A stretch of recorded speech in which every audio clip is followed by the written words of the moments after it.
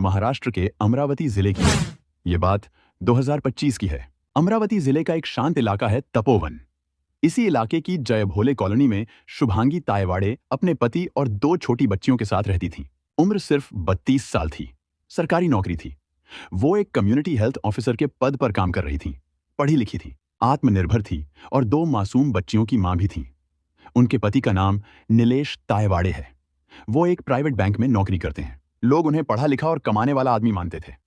लेकिन घर के अंदर का माहौल बाहर से जैसा दिखता है वैसा हमेशा होता नहीं। शुभांगी का ससुराल भी अमरावती में ही था। घर में उनकी सास रहती थी, जो अक्सर हर घरेलू मामले में दखल देती थी। उनकी ननद बाहर रहती थी, लेकिन जब तब फोन पर घर के फैसलों में टांग अड़ाया करती थी। ससुराल के कुछ और रिश्तेदार भी इस सब में शामिल थे, जैसे ननद का बेटा नितिन और एक महिला रिश्तेदार नयना रामटेक, जो नितिन की भांजी लगती हैं। इन लोगों का बर्ताव भी कुछ अच्छा नहीं था। 25 मई 2025 की सुबह अमरावती की जयभोले कॉलोनी में एक ऐसा मंजर देखने को मिला जिसने सबको हिलाकर रख दिया। शुभांगी तायवाड़े के घर से एक अलग ही सन्नाटा आ रहा था। करीब सुबह 8 बजे अचानक नीलेश तायवाड़े घर से भागते हुए बाहर आए। उनके चेहरे पर घबराहट साफ दिख रही थी। उन्होंने पड़ोसियों को बुलाया। जब लोग घर के अंदर पहुंचे तो देखा कि शुभांगी एक कमरे में बेसुध पड़ी थी। कोई हरकत नहीं थी। नजदीक जाकर देखा गया तो वो सांस नहीं ले रही थी। फौरन एम्बुलेंस बुलाई गई, लेकिन अस्पताल पहुंचते पहुंचते डॉक्टरों ने उन्हें मृत घोषित कर दिया। शुभांगी की मौत की खबर सुनकर मोहल्ले के लोग स्तब्ध रह गए। मायके वालों को जब खबर मिली तो वो दौड़े दौड़े अमरावती पहुंचे। उधर पुलिस को भी सूचना दी गई। गार्डगेनगर पुलिस थाने के पुलिस ने घर का मुआयना किया और कुछ चीजों को कब्जे में लिया, जैसे मोबाइल फोन, कमरे की स्थिति और आसपास की बातें। अब तक किसी को साफ साफ नहीं पता था कि शुभांगी की मौत किन परिस्थितियों में हुई है, लेकिन शुभांगी के परिवार वालों ने जो बातें बताई उसने शक की सुई सीधी ससुराल वालों की ओर घुमा दी। परिवार का कहना था कि शुभांगी पिछले कुछ समय से मानसिक रूप से बहुत परेशान चल रही थी। कई बार फोन पर उन्होंने इशारों में कहा था कि उन पर बहुत दबाव बनाया जा रहा है। हालांकि शुभांगी ने कोई चिट्ठी नहीं छोड़ी, लेकिन उनके कमरे में कुछ ऐसे संकेत जरूर मिले जिन पर पुलिस ने गौर किया। पोस्टमार्टम रिपोर्ट का इंतजार किया जा रहा था और शव को अमरावती के सरकारी अस्पताल में पोस्टमार्टम के लिए भेजा। वहां डॉक्टर्स की टीम ने सावधानी से शव की जांच की। जांच पूरी होने में कई घंटे लगे। शाम होते होते रिपोर्ट सामने आई। रिपोर्ट में स्पष्ट रूप से आया कि मौत का कारण दम घुटने से हुआ। गले पर रस्सी के निशान थे, यानी फांसी के कारण दम घुटना। लेकिन सबसे चौंकाने वाली बात यह थी कि उसके शरीर पर कोई ताजा चोट या संघर्ष के निशान नहीं थे, जिससे सीधे तौर पर मारपीट से मौत की संभावना नजर नहीं आई। पोस्टमार्टम रिपोर्ट ने यह तो कहा कि मौत फांसी से हुई है, लेकिन ये खुद से थी या किसी के दबाव या उकसावे से, इसका फैसला रिपोर्ट नहीं कर सकी। यही वजह रही कि पुलिस ने इसे एक्सीडेंटल डेथ रिपोर्ट के साथ दर्ज किया। लेकिन परिवार वालों की शिकायत के बाद धारा 306 आत्महत्या के लिए उकसाना में केस दर्ज हुआ। इस केस में एक और बात ने ध्यान खींचा, शुभांगी के मोबाइल की कॉल डिटेल्स और चैट्स, जिसमें उसके तनाव का जिक्र था। पर पूरी बात अभी भी धुंधली थी। फोन कॉल रिकॉर्ड, पड़ोसियों की गवाही और पोस्टमार्टम रिपोर्ट के बाद शक की सुई अब परिवार की तरफ घूमने लगी थी। जांच के दौरान यह सामने आया था कि शुभांगी को लंबे समय से मानसिक रूप से प्रताड़ित किया जा रहा था। इसी आधार पर पुलिस ने 5 लोगों को आरोपी बनाया था। उसका पति नीलेश, भांजा नितिन, सास, ननद और दूसरा भांजा नयन रामटेक। प्राथमिक जांच के बाद 3 आरोपियों को गिरफ्तार कर लिया गया था, जिनमें 2 महिलाएं भी शामिल थीं। बाकी आरोपियों की तलाश पुलिस कर रही थी और मामले की गंभीरता को देखते हुए जांच और भी तेज कर दी गई थी। पड़ोसियों और मायके वालों से पूछताछ करने के बाद पुलिस के सामने जो तस्वीर उभरी वो बेहद दर्दनाक थी। शुभांगी तायवाड़े, जो स्वास्थ्य विभाग में कम्युनिटी हेल्थ ऑफिसर के पद पर कार्यरत थीं, धामणगांव तालुका के चिंचपुर गांव में तैनात थीं। शुभांगी अपने माता पिता के साथ नागपुर में रहती थी। अब उसकी उम्र अब शादी के लायक हो चुकी थी, इसलिए उसके पापा ने उसके लिए एक अच्छा लड़का देखना शुरू किया। तलाश के दौरान अमरावती से शुभांगी के लिए एक रिश्ता आया। लड़के का नाम था नीलेश, जो सेंट्रल बैंक ऑफ इंडिया में सीनियर मैनेजर के पद पर कार्यरत था। अच्छी पोस्ट पर नौकरी करता था। घर परिवार ठीक ठाक और देखने में भी ठीक। जब नीलेश शुभांगी को देखने आया तो पहली ही मुलाकात में उसे शुभांगी पसंद आ गई। शुभांगी को भी नीलेश पसंद आया। सीधा सादा, पढ़ा लिखा और अच्छे स्वभाव वाला लगा। और वैसे भी शुभांगी की खुद की भी नौकरी थी, तो दोनों तरफ से चीजें सेट लग रही थीं। कुछ ही दिनों में इन दोनों की सगाई हो गई। इसके बाद शुभांगी और नीलेश की फोन पर खूब बातें होने लगी। शुभांगी को भी नीलेश की बातें बहुत अच्छी लगने लगी थीं। उसे लगने लगा था कि नीलेश उसके लिए एकदम सही इंसान है। 6 नवंबर 2021 को नीलेश और शुभांगी की शादी हो गई। शादी के कुछ दिन बाद ही शुभांगी और नीलेश ने फिर से अपनी अपनी नौकरी पर जाना शुरू कर दिया। अब हर दिन की शुरुआत सुबह सवेरे होती। खाना बनाना, नीलेश का टिफिन तैयार करना और फिर खुद ऑफिस के लिए निकल जाना। यही रोज का रूटीन बन गया था। सब कुछ ठीक चल रहा था। लेकिन ससुराल का माहौल धीरे धीरे बदलने लगा था। शुभांगी चाहे जितना भी काम करे, फिर भी घर वालों को शिकायतें होने लगीं। उन्हें लगता था कि बहू सुबह सुबह नौकरी पर निकल जाती है, तो घर के बाकी काम कौन करेगा।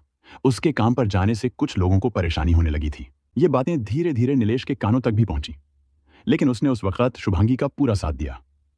समय बीतता गया और 1 साल कब निकल गया पता ही नहीं चला। इस दौरान शुभांगी को गर्भ ठहर गया। ये खबर सुनकर घर में एक नई उम्मीद जागी, लेकिन उम्मीद बच्ची की नहीं, बेटे की थी। ससुराल वाले चाहते थे कि घर में बेटा हो जो वंश को आगे बढ़ाए, लेकिन शुभांगी अपने बच्चे को लेकर सिर्फ खुश थी। उसे फर्क नहीं पड़ता था कि बेटा होगा या बेटी। प्रेगनेंसी के आखिरी दिनों में शुभांगी अपने मायके चली गई और वहीं एक प्यारी सी बेटी को जन्म दिया। मायके में इस बात की बहुत खुशी मनाई गई। सबने बेटी को लक्ष्मी का रूप माना और बड़े प्यार से उसका स्वागत किया। लेकिन ससुराल में माहौल कुछ और ही था। वहां बेटी के जन्म को वो खुशी नहीं मिली जिसकी उम्मीद शुभांगी कर रही थी। वहां सिर्फ मायूसी थी, क्योंकि उन्हें बेटा चाहिए था। यहीं से सब कुछ बदलने लगा। हालांकि नीलेश ने शुरू में शुभांगी का साथ देने की कोशिश की, लेकिन धीरे धीरे उसका असली चेहरा सामने आने लगा। कुछ वक्त तक तो उसने चुपचाप सब झेला, लेकिन फिर वो भी ताने मारने लगा, शक करने लगा और हर बात में कमी निकालने लगा। सबसे ज्यादा उसे इस बात की चुभन थी कि बेटा नहीं हुआ। ये बात वो बार बार शुभांगी को जताने लगा। वो शुभांगी को नीचा दिखाने लगा, उसके काम करने पर सवाल उठाने लगा और बेटी के जन्म को उसकी गलती बताने लगा।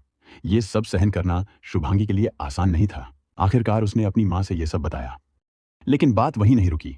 मां बेटी की बात पिता तक पहुंची और एक दिन शुभांगी के पापा ने खुद नीलेश से इस बारे में बात करने की कोशिश की। उन्हें लगा शायद समझाने से बात संभल जाएगी, लेकिन नीलेश ने उल्टा ही जवाब दिया। उसने इस मौके का फायदा उठाकर साफ साफ पैसे की मांग करनी शुरू कर दी। दूसरी बेटी के जन्म के बाद शुभांगी की स्थिति और खराब हो गई थी। ससुराल में बेटे की चाह इतनी गहरी थी कि बेटी के आने पर किसी ने खुशी जाहिर नहीं की।